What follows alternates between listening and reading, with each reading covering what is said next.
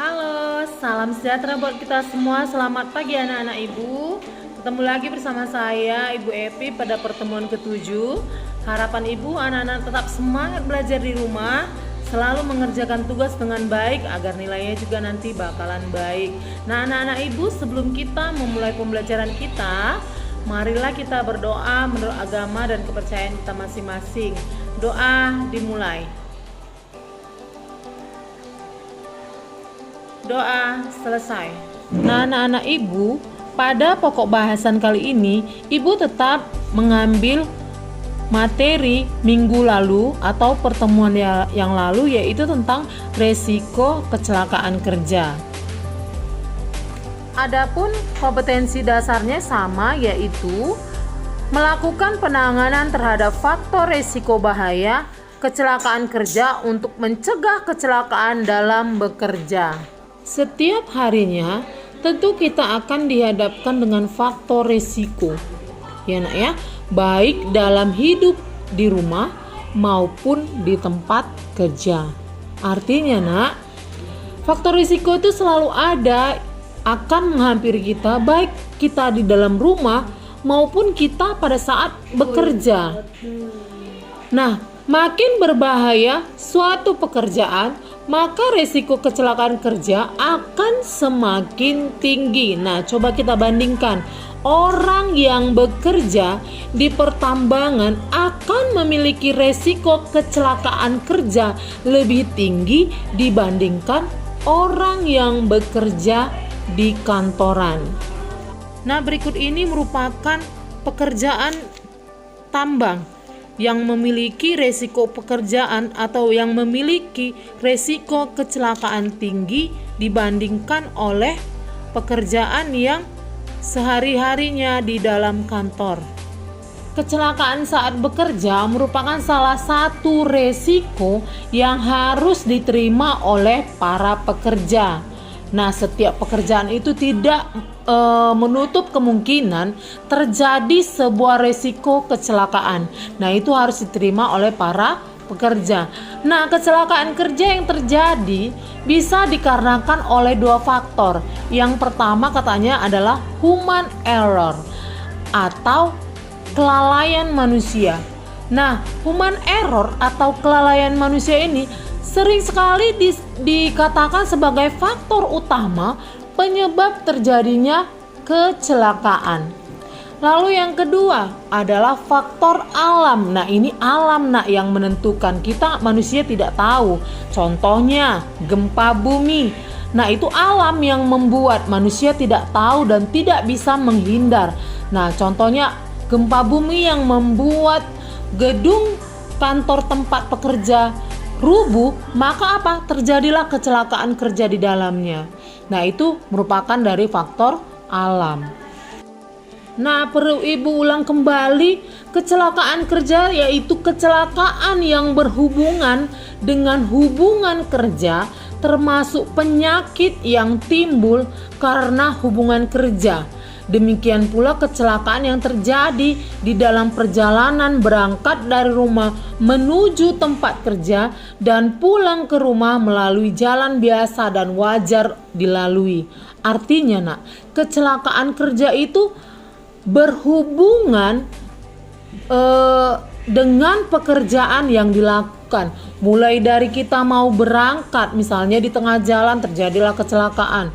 Nah, itu merupakan kecelakaan kerja karena tujuan utamanya tadi kita mau kerja. Di tengah perjalanan terjadi kecelakaan, makanya itu adalah juga kecelakaan kerja. Baik juga di dalam hubungan kerja di dalam kantor, misalnya terjadilah konsleting listrik, atau terjadi gempa bumi, atau terjadi penyakit, ya, penyakit yang timbul antara hubungan kerja. Contohnya kita sering menggunakan komputer menyebabkan mata minus. Kita sering duduk kurang minum, akibatnya apa? Sakit pinggang. Nah, itu semua merupakan kecelakaan yang di tempat kerja. Lalu seperti yang tadi di awal, ada beberapa faktor penyebab kecelakaan kerja. Yang pertama yaitu faktor alam. Nah, ini yang seperti Ibu jelaskan tadi, ini manusia tidak bisa membuat. Ini alamlah yang membuat. Nah, salah satu contohnya tadi juga Ibu udah jelaskan. Misalnya gempa yang membuat reruntuhan yang mengakibatkan terjadinya kecelakaan kepada karyawan yang bekerja di tempat tersebut. Lalu kemudian banjir. Banjir juga menyebabkan kecelakaan kerja. Lalu yang kedua yaitu faktor teknis. Nah, diantaranya adalah tempat kerja, kondisi peralatan, bahan-bahan, dan peralatan yang bergerak, transportasi, dan alat. Nah, ini semua merupakan faktor teknis, ya. Misalnya di tempat kerja kita menggunakan peralatan, misalnya komputer. Terjadi kecelakaan, misalnya aliran listriknya tidak bagus atau konsleting, menyebabkan apa? Karyawan kesetrum. Berarti apa? Terjadilah kecelakaan. Misalnya kita menggunakan peralatan yang bergerak, misalnya mesin, ya kan, ataupun kendaraan, transportasi segala macam, rupanya rusak dan menyebabkan terjadinya kecelakaan. Nah, itu dia faktor teknisnya, ya nak.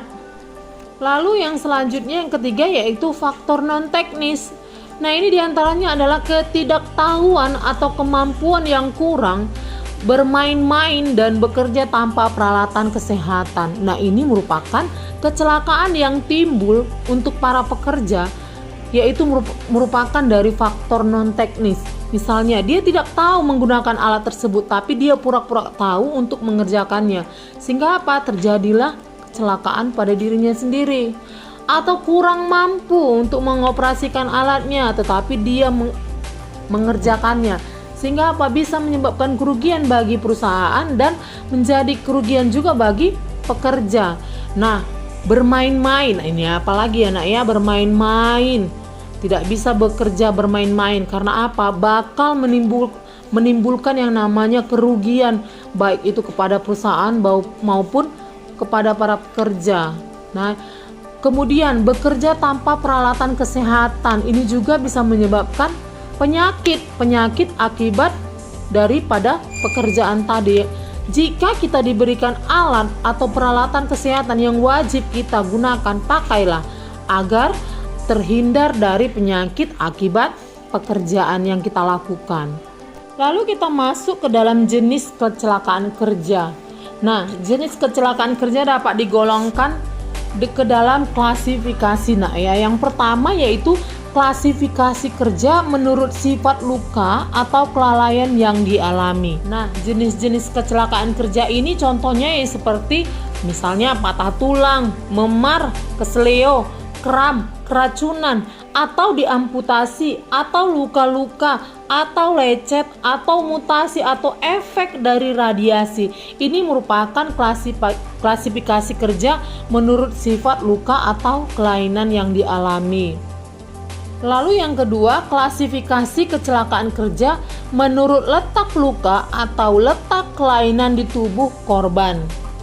Nah, ini merupakan diklasifikasikan berdasarkan luka atau kelainan yang ada di tubuh setelah pasca kecelakaan. Nah, setelah terjadinya kecelakaan, resiko apa yang dialami, luka seperti apa yang ditinggalkan. Nah, itu dia klasifikasi kecelakaan kerja menurut letak luka atau letak kelainan di tubuh korban. Nah, ini setelah pasca atau setelah kejadian. Apakah dia harus diamputasi, menyebabkan apa? Putuslah kakinya, atau misalnya di bagian tangan, misalnya luka, bekasnya apa? Nah, seperti itu ya. Lalu yang ketiga yaitu klasifikasi kecelakaan kerja menurut jenisnya.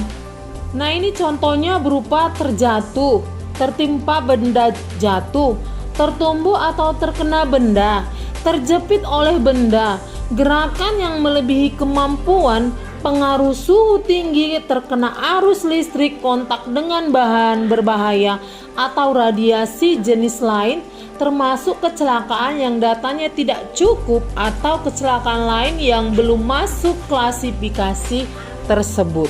Lalu yang terakhir yaitu klasifikasi kecelakaan kerja menurut penyebabnya, yaitu jenis kecelakaan kerja berupa sebab dari benda hidup, benda mati, bahan-bahan, B3, lingkungan, bahan baku, mesin, atau alat angkut. Lalu selanjutnya kita masuk ke dalam manajemen resiko. Nah, resiko adalah suatu keadaan yang dihadapi oleh seseorang atau perusahaan di mana terdapat kemungkinan yang merugikan. Ibu ulangi lagi ya nak ya. Resiko adalah suatu keadaan yang dihadapi seseorang. Nah, dikatakan seseorang berarti pekerjanya atau perusahaan. Ini yang pemilik perusahaannya, di mana terdapat kemungkinan yang merugikan. Contohnya nak, jika terjadi kecelakaan kerja oleh karyawan, maka karyawan akan mengalami kerugian baik itu fisik maupun materi. Begitu juga dengan perusahaan, jika karyawannya mengalami kecelakaan, misalnya terjadi kecelakaan, maka perusahaan juga akan mengalami kerugian. Nah, pendekatan sering dilakukan dalam menghadapi resiko dalam perusahaan. Misalnya, yang pertama, menghindari semua kegiatan yang memiliki resiko. Lalu yang kedua, seluruh resiko yang ada diabaikan karena dianggap merupakan hal yang di luar kendali manajemen. Lalu yang ketiga yaitu menerapkan manajemen resiko. Dalam pengertian umum, resiko tinggi yang dihadapi sebenarnya merupakan suatu tantangan yang perlu diatasi, dan melalui suatu pemikiran positif diharapkan akan memberikan nilai tambah atau imbalan hasil yang tinggi pula. Nah, secara sistematis dilakukan pengendalian potensi bahaya serta risiko dalam proses produksi. Misalnya yang pertama, penerapan teknologi pengendalian. Lalu yang kedua, pemantauan dan pengkajian selanjutnya. Dan yang ketiga, mengidentifikasi potensi bahaya. Lalu yang keempat, penilaian resiko sebagai akibat potensi bahaya. Dan yang terakhir yaitu perlunya pengendalian yang tepat untuk mencegah atau mengurangi kerugian. Demikianlah pembelajaran kita pada pagi hari ini. Besar harapan ibu, anak-anak ibu tetap semangat belajar di rumah, mengerjakan tugas dengan baik, supaya nanti nilai yang kamu dapat juga baik pula. Nah, anak-anak ibu, sebelum kita mengakhiri pembelajaran kita, marilah kita berdoa menurut agama dan kepercayaan kita masing-masing. Doa dimulai. Doa selesai. Salam sejahtera buat kita semua.